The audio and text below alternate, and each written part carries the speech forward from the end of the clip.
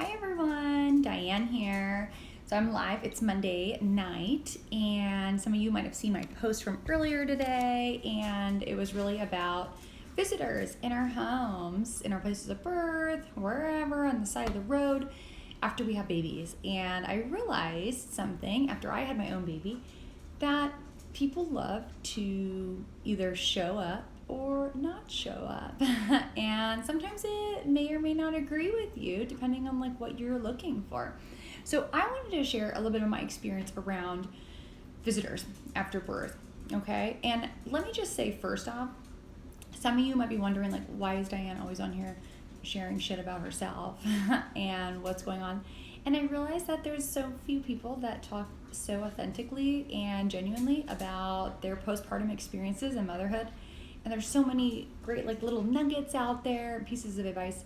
But I just want to be able to like talk to you and speak to any woman that's out there that might feel alone or something might resonate with. So you don't have to feel alone, and you know that the feelings that you have are normal and the experiences you're going through are normal. So anyways, I digress. Back to visitors.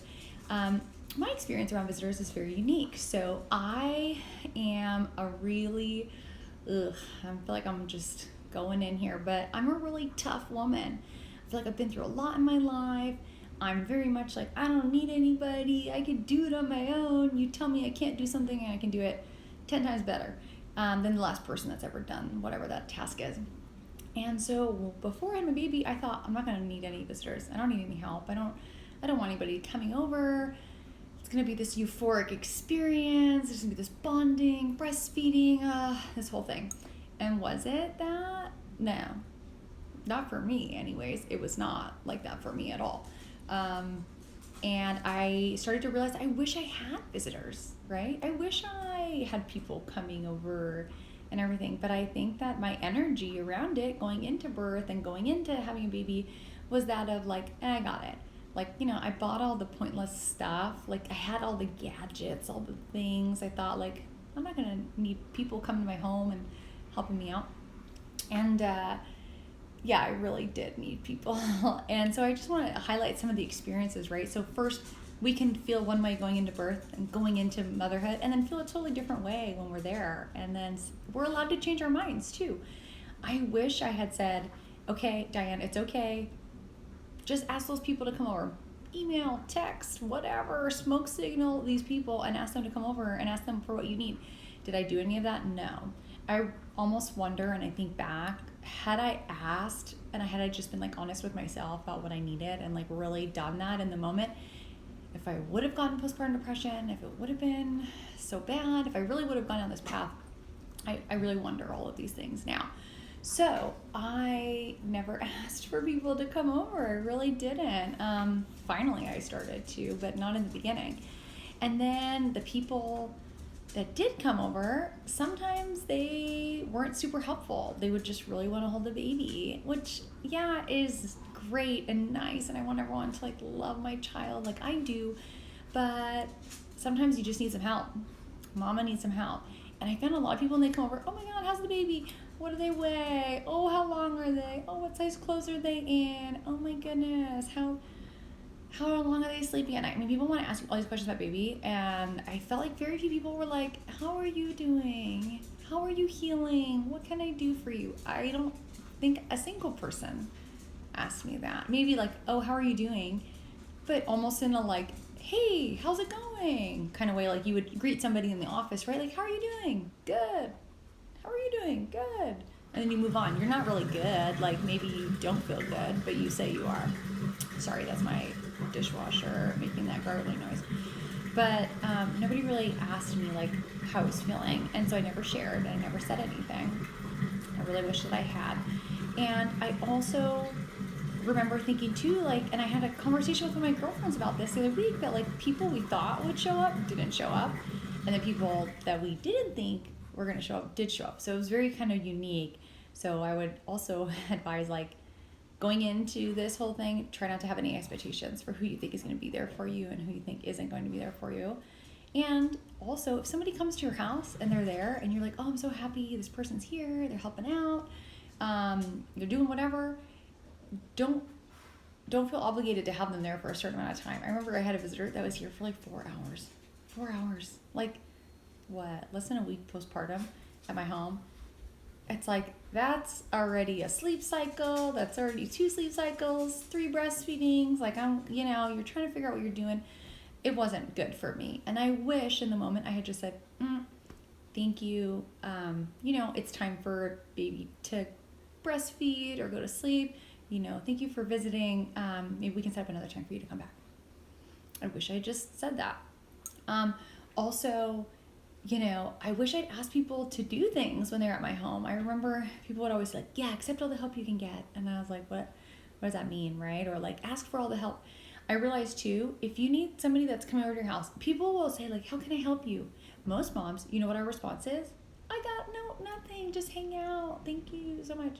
What we're saying on the inside is like, I need help with everything. I don't even know where to tell you to start. And I feel guilty about the things I want to ask you to do, like clean my bathroom, put some towels in my dryer for me so I can have a nice towel dry when I get out of the shower. Like, can you make me a meal? Can you pick up some El Pollo Loco on your way into my house? Like, pick up some adult diapers from CVS before you hit my home.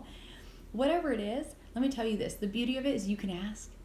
And you know what the beauty is too, is that person can say no. So if they're not interested, they can say no. But a lot of times people will say yes. And I think I was surprised to see how many people were willing to help and wanted to help. People want to help you and they want to see you succeed. So that's something I found to be surprising as well. I also think too that as mothers, we want to do everything so perfect, right? With the visitors, I know I was trying to like keep this front up, like, yeah, I got it. Ooh, we got it down in this house. Like, we are on point. And it was not like that. And I want to tell any mom that's out there watching this video, I don't care if you're pregnant, I don't care if you're postpartum, you're 5 years postpartum. If you hear this message right now, please know that at the end of motherhood, they're not handing out medals. At the end of maternity leave, they don't hand out trophies. Your kid is not going to get into Harvard or whatever Ivy League school you have in your mind because of something you did, early on or anytime during motherhood, to be honest. There's nobody giving out awards. So why do we need to do it all on our own? If somebody's visiting our home and they're asking to help us and we take them up on their offer, that's okay. That's not bad. Or if we say, hey, you know what? Today's a really hard day for me. Would you mind helping with this? Most people want to help. So, mama, if you're out there and you're listening to this, please just remember there's no medals at the end of maternity leave or motherhood. No one's giving out the medal or the trophy. I promise you this. And then something else I want to share with you before I depart today, and my last little nugget here is whether you're pregnant or you're going through it, or even if you went through it and you still have feelings about your experience, because that's another thing I'm realizing. Postpartum is not just like, oh, until my maternity leave ends or first, the 4th trimester, right? The next 3 months after baby's born. Postpartum is forever. We're all postpartum women. We give them birth for the rest of our lives. I just want to say that something so critical and something so important that I learned is that we need to have boundaries. It's okay to have visitors. In this instance here we're talking about today, it's okay to have visitors and tell them, hey, when you're on the phone, I'd love to have you come over for an hour, because we've got feeding cycles or whatever. And you don't even have to give a reason either. I'd love for you to come over from 12 to 1 today. That would work for me. The end. I'm giving you permission to say that. And if the other person doesn't like it,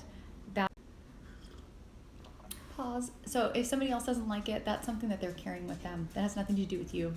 And then you have to ask yourself, is it worth me not holding my boundary and having them come over for 4 hours or whatever? Some woman that filled out my survey, I want to share this, said that somebody came over to her house and expected her to host a dinner and a meal and a whole big thing. And there wasn't more than one woman. And thank you, by the way, if you filled out my survey. Over 500 women have filled it out. I'm floored and humbled beyond belief. But to think that more than one woman had this story of being expected to host less than 2 weeks postpartum was kind of mind-blowing to me. So hold those boundaries, girl. You can do it. You don't have to say yes to everybody coming over, and you can always set the boundary of the time limit that you want to spend what the expectation is for the visit, and you don't have to give a reason for it. You don't have to say, because I really don't want to see you for longer than an hour, or, my nipples are about to fall off, whatever. Like, you don't have to share any reason why. Oh, I feel like I'm feeling a breastfeeding today, or I didn't really get any sleep and I'm like losing my mind. You don't have to share anything. You just say, yeah, I'd love to see you today from 12 to 1. Would you mind stopping at CVS and picking me up some Advil, please? It's so easy. Anyways, mama, whoever you are out there, send me a message if this resonated with you. I love hearing from everybody who sends me like the sweetest messages.